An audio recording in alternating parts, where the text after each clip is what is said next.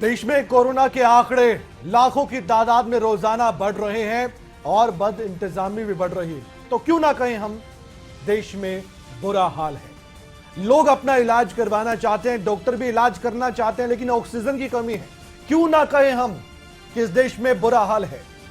System लाचार है, मजबूर है। सरकार सिर्फ चिंता कर रही है। बैठकों का दौर जारी है, निर्णय भी लिए जा रहे हैं। बैठकों का दौर शुरू हुआ तो उसके बाद फैसले थोपे भी जा रहे हैं। तो क्यों ना कहें देश में आम जनता के लिए यह बुरा हाल है। अच्छे दिन की बात कही गई थी, बुरे दिन सामने आए तो सब कुछ अब लग रहा है कि खराब होता जा रहा है। तो क्यों ना कहें हम बुरा हाल है, क्योंकि गुरुग्राम से या हरियाणा के अलग अलग जिलों से, महाराष्ट्र से, गुजरात से, राजस्थान से, पंजाब से, कितने राज्यों के नाम गिनवाए, लगभग सभी राज्यों में कोरोना से बुरा हाल है। लेकिन बात सबसे पहले गुरुग्राम की करेंगे। गुरुग्राम के सेक्टर 10 नागरिक अस्पताल में डॉक्टर की लापरवाही भी आ गई और यहां भी बुरा हाल है। संदिग्ध कोरोना मरीज को ग्राउंड में ही इंजेक्शन लगाकर रेफर कर दिया गया। अब क्यों ना कहें हम बुरा हाल है। ऑक्सीजन बेड ना होने की वजह से सब कुछ हुआ है। कहा गया कि यहां पर ऑक्सीजन बेड ही नहीं है। फिर नेताजी कहते हैं कि हमारे यहां तो व्यवस्थाओं की मौज है, कोई दिक्कत परेशान नहीं। आप कैसे कह सकते हैं। तो ये जो उदाहरण सामने आते हैं तो हम उनसे सवाल करना चाहते हैं कि आखिरकार आप किस तरह से कह सकते हैं कि सब कुछ सही है। ये तो वाकई में बुरा हाल है। अब ऐसे में आप देखिए, कोविड पेशेंट है, उसको इंजेक्शन लगाया जाता है, वो भी ग्राउंड पर लेटा कर। व्यवस्थाएं दम तोड़ रही है और ऐसे में करें तो क्या करें, ये डॉक्टर भी कह रहे हैं। हम डॉक्टरों की भी यहां पर ज्यादा कमी नहीं निकालेंगे, दिक्कत तो पूरे सिस्टम में ही है। आखिरकार जो इंतजाम किए जाने थे वो क्यों नहीं किए गए।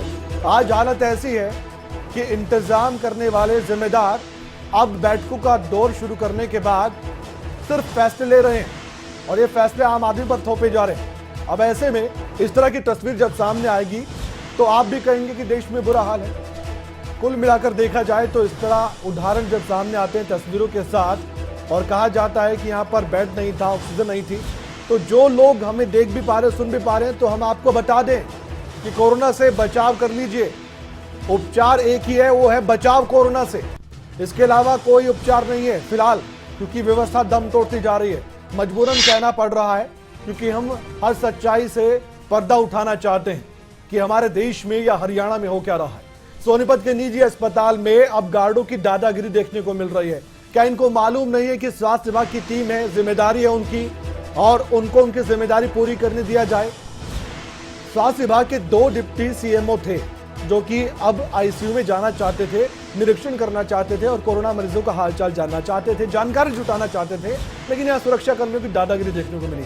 डिप्टी सीएमओ को आईसीयू में जाने से साफ तौर पर रोक दिया गया। अब यह आरोप लगाया कि डिप्टी सीएमओ की ओर से ही ऑक्सीजन खत्म होने की जांच करने पहुंची थी टीम की। जो कहा जा रहा है कि ऑक्सीजन खत्म हुई है तो हम जांच तो कर ले कि क्या वाकई में ऐसा हो रहा है। अब आईसीयू में जाने से क्यों रोका गया, सुरक्षा कर्मी क्यों रोक रहे थे, क्या यहाँ पर किसी न किसी तरह की बात छुपाई जा रही थी। और जबकि तो डिप्टी सीएमओ है, ये तो सरकारी मुलाजिम है, वो सरकारी कर्मचारी भी या डिप्टी सीएमओ वो डॉक्टर जो आम लोगों की सुरक्षा, रक्षा, उनके स्वास्थ्य की देखभाल करने की गारंटी देते हैं और उनकी जिम्मेदारी बनती है, उनका फर्ज है। लेकिन यहाँ पर क्यों ऐसा किया गया, ये अहम प्रश्न है। सुनिए आप क्या कुछ वहां पर माहौल था उस समय जब ये सब कुछ हो रहा था। तो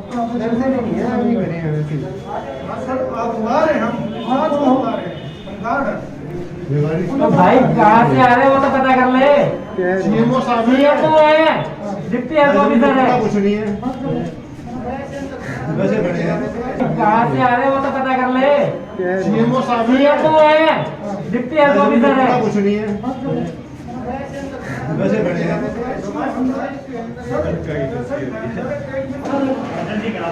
आप खड़े हो जाओ एक मिनट।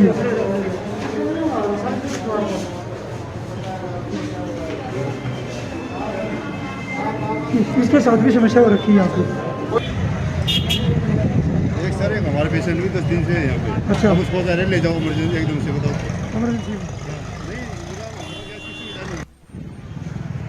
अब देखिए आप किस तरह के हालात बन चुके हैं। डिप्टी सीएमओ साहब को आईसीयू में जाने से रोका गया है। अब ऐसे में क्या कहें हम, क्यों ना कहें हम बुरा हाल है।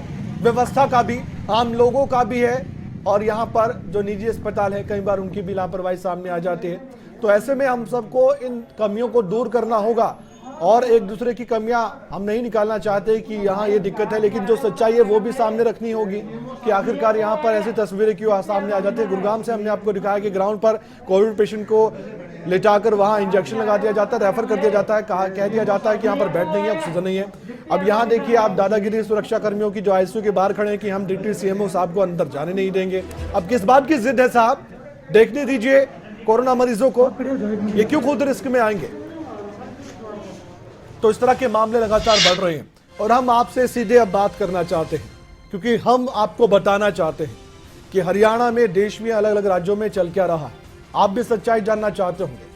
तो करनाल में अस्पताल में व्यवस्थाओं को लेकर प्रदेश की सरकार के बड़े बड़े दावे हैं। एक बार फिर से ये दावे हम कहें कि फेल हो गए तो ये सच्चाई ही है।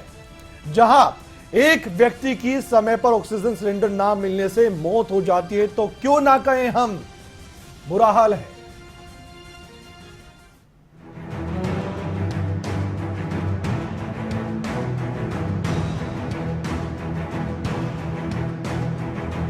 देश में ऑक्सीजन को लेकर हाहाकार मचा हुआ है। सरकारें भी बड़े बड़े दावे करती नजर आ रही हैं। बात करें हरियाणा की तो प्रदेश सरकार ने कोरोना के बढ़ते मामलों को देखते हुए पहले ही साफ कर दिया था कि अस्पतालों में ना तो ऑक्सीजन की कमी है ना ही बेड की। लेकिन बयानों में कुछ और कहा जाता है जबकि हकीकत कुछ और ही नजर आती है। ताजा मामला करनाल के कल्पना चावला मेडिकल हॉस्पिटल से सामने आया, जहां पर एक व्यक्ति उस वक्त जिंदगी से जंग हार गया जब उसे समय पर ऑक्सीजन सिलेंडर उपलब्ध नहीं कराया गया। दरअसल 60 साल के मरीज जिन्हें सांस की तकलीफ थी, प्राइवेट हॉस्पिटल से कल्पना चावला मेडिकल हॉस्पिटल के लिए रेफर किया गया। यहाँ आने पर कई घंटों तक न तो आईसीयू में बेड मिला न ही ऑक्सीजन सिलेंडर। मृतक के परिजन काफी देर तक इधर उधर हॉस्पिटल प्रबंधन को फोन करते रहे, जिसके काफी देर बाद ऑक्सीजन सिलेंडर का जुगाड़ हुआ। लेकिन उसके बाद कुछ ऐसा हुआ, आप खुद ही सुनिए मृतक के परिजनों की जुबानी। गए थे, उन्होंने कोविड का टेस्ट किया, नेगेटिव था, वहाँ से उन्होंने यहाँ रेफर कर दिया। यहाँ पर आया 3 घंटे बाद उन्होंने ऑक्सीजन सिलेंडर प्रोवाइड किया। उसके बाद भी कोई ट्रीटमेंट नहीं है ढंग से।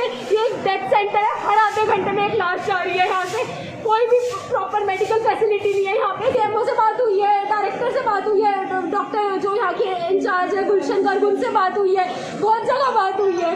उसके बाद उन्होंने हमें सिलेंडर दिया, खाली हो रहा था तो दोबारा लगाना उनका फर्ज बनता था। उसके बाद वो नहीं लगा रहे, वो खुद एक डॉक्टर खुद बोल रही है कि वेंटिलेटर पे डालते दौरा पड़ सकता है, तुम एडिशनल सिलेंडर लगाओ, तुम क्यों ऐसा रिस्की काम कर रहे हो। बात साफ है, अधिकारी कुछ बोलते हैं, हॉस्पिटल में हकीकत कुछ और ही नजर आती है। वहीं हॉस्पिटल में काम करने वाले मेडिकल स्टाफ को समझने की जरूरत है कि लोग उनके पास उम्मीद लेकर आते हैं। ऐसे समय में बेहतर इलाज देना उनकी जिम्मेदारी बनती है। हिमांशु नारंग, करनाल, खबरें अभी तक। तो आप देखिए जो परिजन इस समय दर दर की ठोकरें खा रहे हैं कि उनके अपने बच जाएंगे, ऑक्सीजन मिल जाएगी, जो सांस अटकी हुई है उस सांस के जरिए जिंदगी मिल पाएगी, लेकिन ऐसा हो भी नहीं रहा है।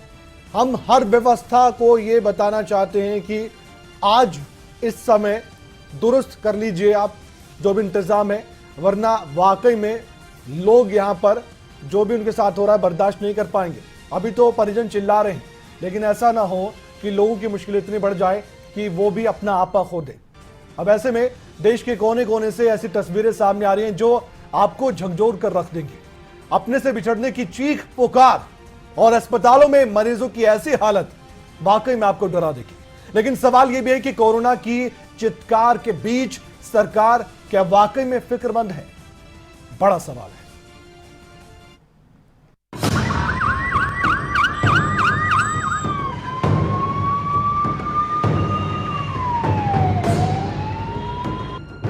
अस्पतालों की चौखट पर दम तोड़ते मरीज,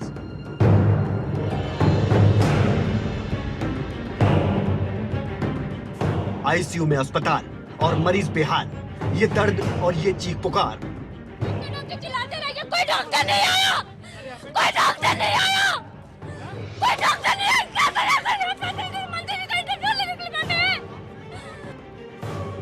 अगर आपका दिल कमजोर है तो ये तस्वीरें कतई ना देखें। उत्तर प्रदेश की राजधानी लखनऊ में हालात खराब हैं। अस्पताल ऑक्सीजन की कमी का रोना रो रहे हैं और मरीज अस्पतालों की दहलीज पर दम तोड़ रहे हैं। अस्पताल की दहलीज पर आकर भी अगर इलाज ना मिले तो क्या होगा? क्या इन चीखों से सिस्टम में कोई सुधार होगा? तस्वीरें रांची की हैं, जहां हजारीबाग से कोरोना पॉजिटिव पवन गुप्ता को उनके परिजन इलाज के लिए रांची लेकर पहुंचे। 1 घंटे तक ना तो इलाज मिला और ना डॉक्टर ने पूछा और ना ही किसी ने हालचाल जाना। अस्पताल की चौखट पर एक बेटी अपने पिता को लेकर खड़ी रही। डॉक्टर चिल्लाते रह गए, कोई डॉक्टर नहीं आया, कोई डॉक्टर नहीं आया, कोई डॉक्टर नहीं आया, क्या लेकिन किसी कोरोना मरीज को छुआ तक नहीं गया। इसी दौरान झारखंड के स्वास्थ्य मंत्री बन्ना गुप्ता सदर अस्पताल में व्यवस्थाओं का निरीक्षण करने पहुंचे थे, लेकिन ऐसी व्यवस्थाएं किस काम की जिनका कलेजा इन चीखों से भी फट ना निकले। अपनों से बिछड़ने का दर्द, व्यवस्थाओं के अभाव की भेंट चढ़ती जिंदगियां। महज रांची में ऐसे हालात नहीं, बल्कि इंदौर में एक ही एम्बुलेंस में 2 मरीजों ने दम तोड़ दिया, क्योंकि एम्बुलेंस में मरीज इलाज के लिए इंतजार करते रहे। ना सुनने की बीमारी वाला ये सिस्टम आंखें मूंद कर बैठा रहा।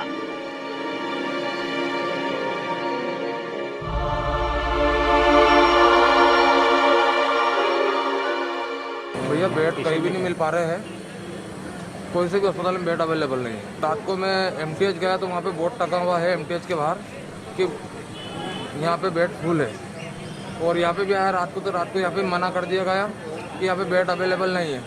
इसके अलावा अरविंदो भी गए, अरविंदो में भी नहीं, यहाँ तक इंडेक्स तक गए। रात को हम 5 बजे घर पहुँचे, कोई बेड अवेलेबल नहीं मिला।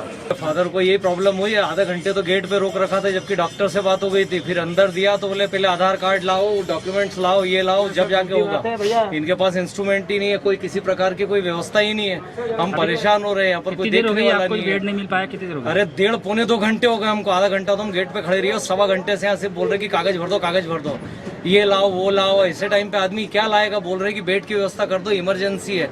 बोले यार यहाँ तो और भी 10 एम्बुलेंस खड़ी है और वहाँ भी इमरजेंसी है। वो देख लो, वो पीछे भी चिल्ला रहे हैं, आपके जस्ट पीछे। पेशेंटों को उठाने वाले कोई नहीं मिल रहे हैं। एक व्यक्ति को काउंटर पे दे रखा है, एक व्यक्ति को, जबकि इतनी बड़ी गंभीर बीमारी है। उसके लिए कम से कम रिसेप्शन पे 5 लोग होना चाहिए ताकि हर व्यक्ति को अटेंड कर सके। एक व्यक्ति 50 लोगों को संभाल रहा है। क्या तो बेड भरेंगे और क्या तो पेशेंट नहीं हो रही है, ये मैं बैठा पाऊँ या सामने के सामने। और गार्ड को भी ऐसा है कि किसी का रेफरेंस है तो अंदर गाड़ी आएगी, नहीं तो बोल रहा है बाहर से ही कि सब बेड फुल है।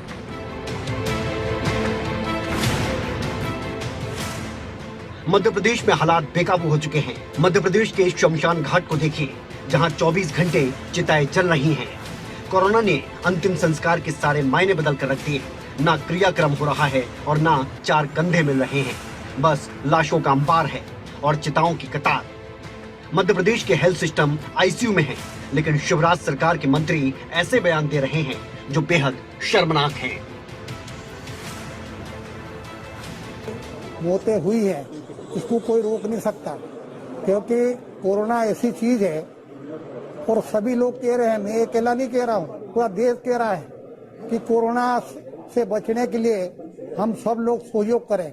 और हम इसीलिए सहयोग के लिए पूरे 4 विधानसभा में हम जाकर सभी लोगों से चर्चा कर रहे हैं। कोरोना से बचने के लिए मास्क पहने, दूरी बनाकर रहें और सबसे इसी प्रकार से और डॉक्टरों को दिखाएं, इलाज करवाएं, क्योंकि हर जगह डॉक्टरों की व्यवस्था की गई है।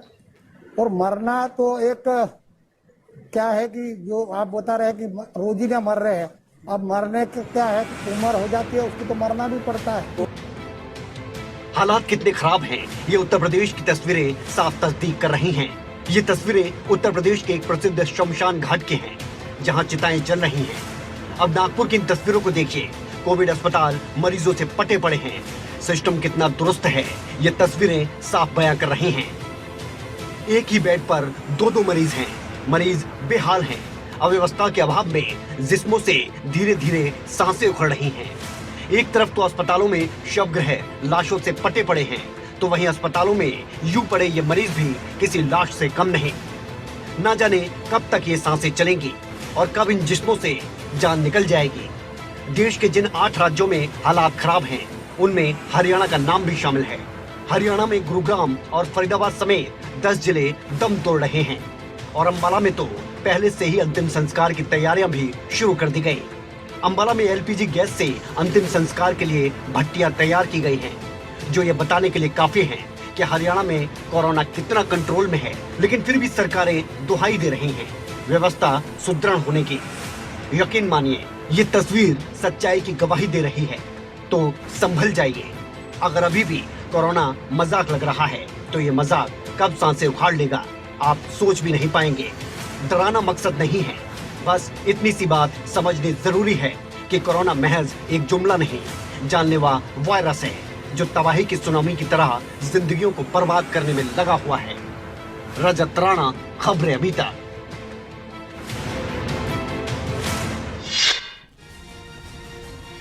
तो इस रिपोर्ट को देखकर अभी भी कुछ लोगों को अगर लग रहा है कि कोरोना जैसी तो कोई चीज है ही नहीं, तो आपकी जानकारी के लिए बता दें, कोई ये फिल्म का सीन नहीं है, कोई ड्रामा नहीं चल रहा देश में, बल्कि ये असल तस्वीरें हैं जो रूह कपा देने वाली है। महसूस कीजिए उन लोगों का दर्द जिन्होंने अपनों को खोया है और आज भी वो यही गुहार लगा रहे हैं कि अपना ख्याल रखिए, क्योंकि बिना मास्क घूमने वाले लोग इतना समझ लीजिए कि आप ही देश के लिए खतरा बन रहे हैं।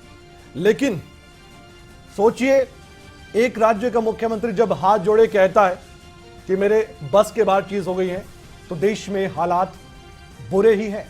देश की स्वास्थ्य व्यवस्थाओं पर कोरोना हावी है, लेकिन लगता है कि राजनीति के सामने कोरोना भी नतमस्तक हो जाता है। वजह कई है, बयानबाजी के जरिए राजनीतिक बाजी जीतने की होड़ अब भी लगी हुई है। गली गली में कोरोना के खतरनाक संक्रमण के आक्रमण का शोर है। पर क्यों लगता है कि देश की राजनीति अभी भी गलत दिशा की ओर है? रिपोर्ट देखिए और समझिए हम कहना क्या चाहते हैं, क्योंकि कोरोना का भी इतिहास लिखा जाएगा, याद रखिएगा।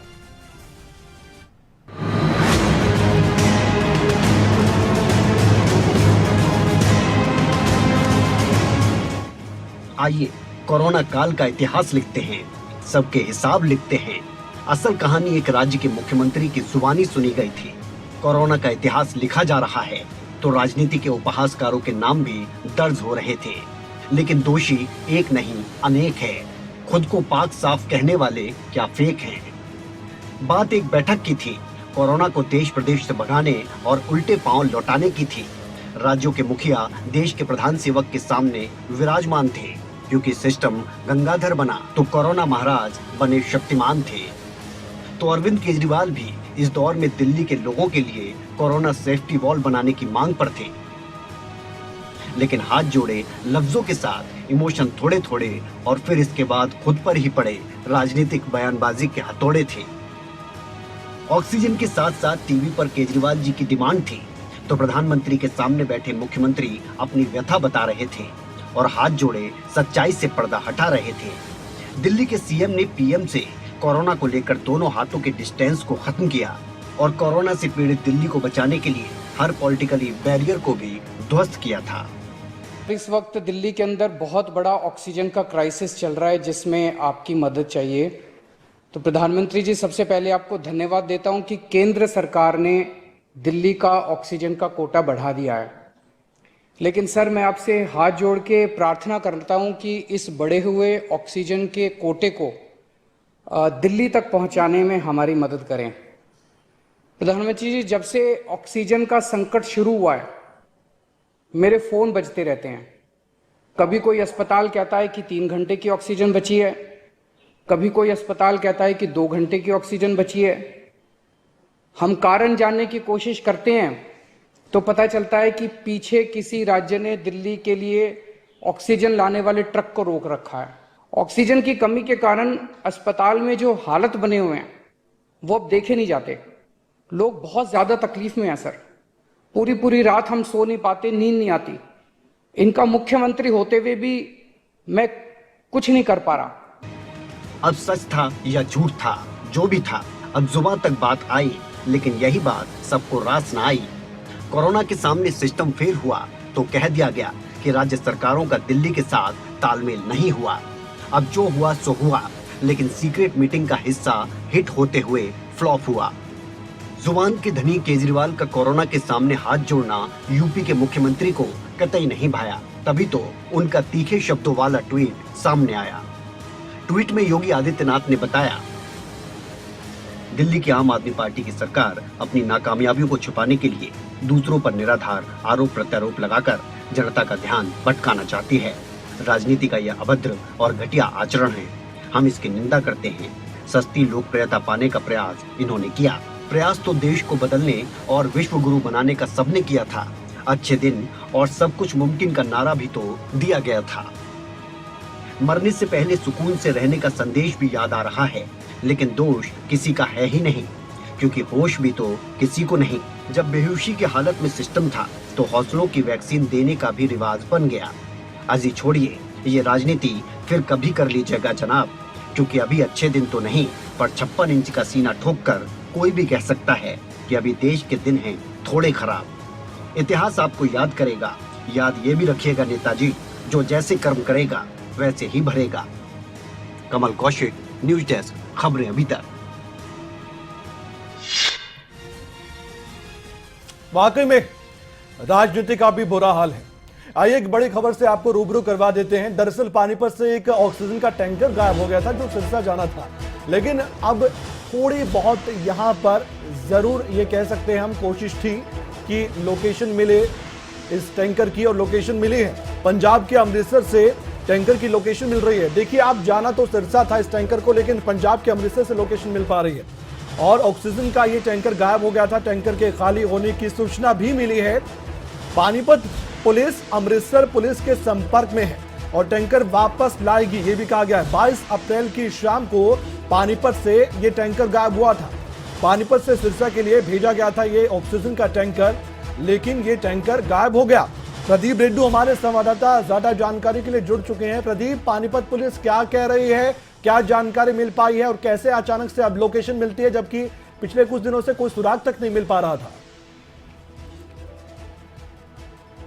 कमल, देखिए, एक बड़ी खबर है कि ऑक्सीजन टैंकर सबसे पहले तो यहाँ से लापता हुआ था और अब उसे ट्रैक कर लिया गया है। इस मामले पर पुलिस कुछ ज्यादा बोलने को तैयार नहीं है। सिर्फ पुलिस के हवाले से सिर्फ यही खबर पता लगी है कि टैंकर की लोकेशन ट्रैक कर ली गई है और इस वक्त जो टैंकर है वो पंजाब के अमृतसर में मिल चुका है पुलिस को। शायद हमारे सूत्रों के हवाले से ये खबर है।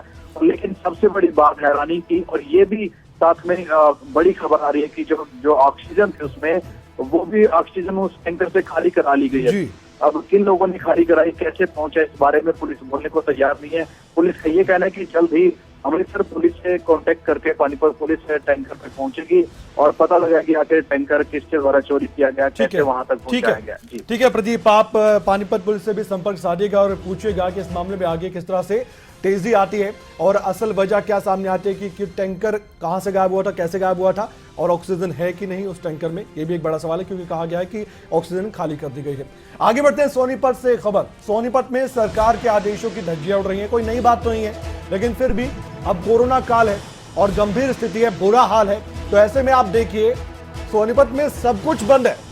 शाम 6 बजे के बाद भीड़ भाड़ वाले बाजार बंद है, दुकान बंद है, लेकिन क्या खुला है? शराब का ठेका।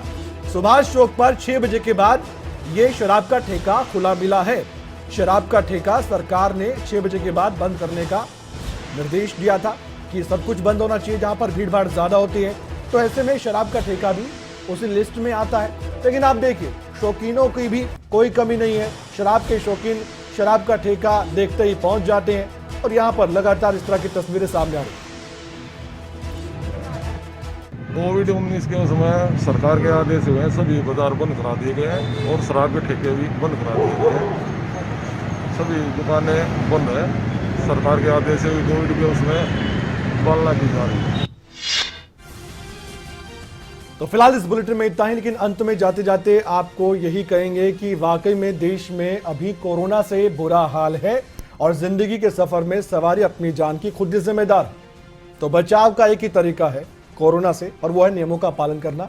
ऐसा करते रहिएगा, अपनों का भी ख्याल रखिए और खुद का भी रखिएगा। नमस्कार। अगर आपको हमारा ये वीडियो पसंद आया हो तो पेज को लाइक और शेयर करें और इसी तरह की हर वीडियो सबसे पहले पाने के लिए चैनल को सब्सक्राइब करें।